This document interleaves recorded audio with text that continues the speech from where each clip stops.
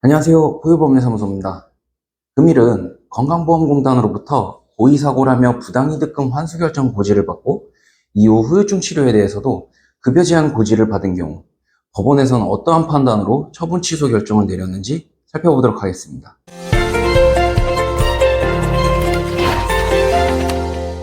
사건 내용을 먼저 한번 살펴보면요. 원고는 친누나와 말다툼을 하다가 분노와 흥분을 참지 못하고 유리문을 걷어차 깨진 유리문의 파편 등에 의해 다리가 찢어지게 되어 대퇴부의 동맥과 정맥이 손상되는 사고가 있었습니다. 병원으로 이송되어 치료를 받았고 이때 건강보험 요양급여비가 약 1,800만 원가량 발생하게 되었는데요. 그로부터 약 3개월 뒤 건강보험공단에서는 사고 경위를 인지하고 고의사고로 인한 것이라며 요양급여비 전액을 부당이득금으로 환수결정 고지를 하였습니다. 이에 원고의 어머니는 건강보험 이의신청위원회에 환수처분에 대해 이의신청을 하였으나 고의사고를 일으킨 경우에 해당한다며 환수처분은 정당하다고 판단하여 이의신청을 기각하였습니다. 결국 환수금액을 전부 납부하게 되었으나 원고는 이 사건 후유증으로 인해 발목의 강직 및 감각저하를 겪게 되어 후유증에 대해서는 건강보험으로 재차 진료받기를 원했습니다. 해서 병원에서는 건강보험공단에 급여 제한 여부 조회서를 접수하였는데 마찬가지로 고의사고에 해당하는 후유진료권 역시 급여 제한에 해당한다고 하여 거절을 하게 된 것이죠.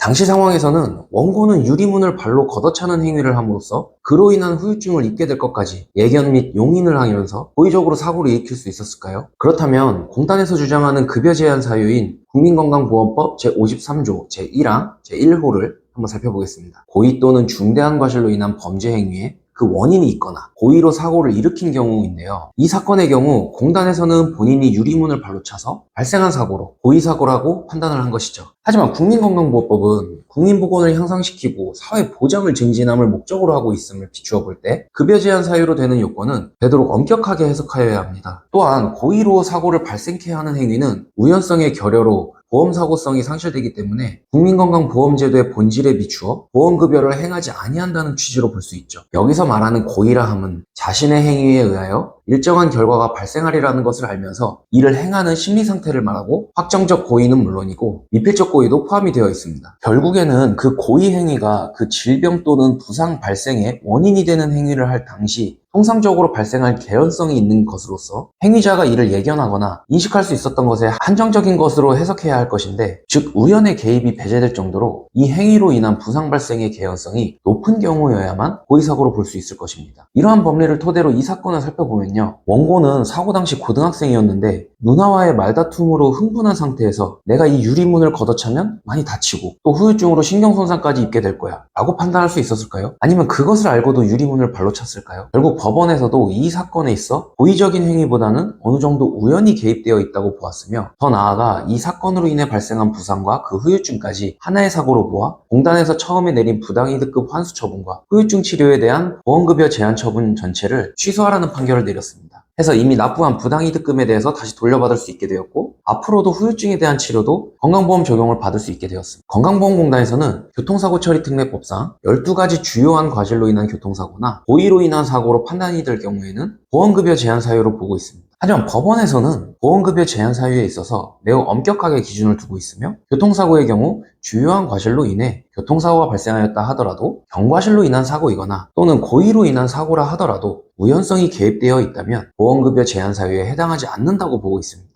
이처럼 건강보험공단으로부터 부당이득금 환수 통보를 받으셨다면 보험 전문 변호사의 도움을 받아 과연 환수 처분을 취소할 수 있을 만한 사유가 있는지 검토를 하시는 것이 좋습니다. 끝까지 영상 시청해주셔서 감사드리고요. 상단에 대표번호나 아래 더보기라는 링크를 통해서 다양하게 상담을 신청하실 수 있습니다. 감사합니다.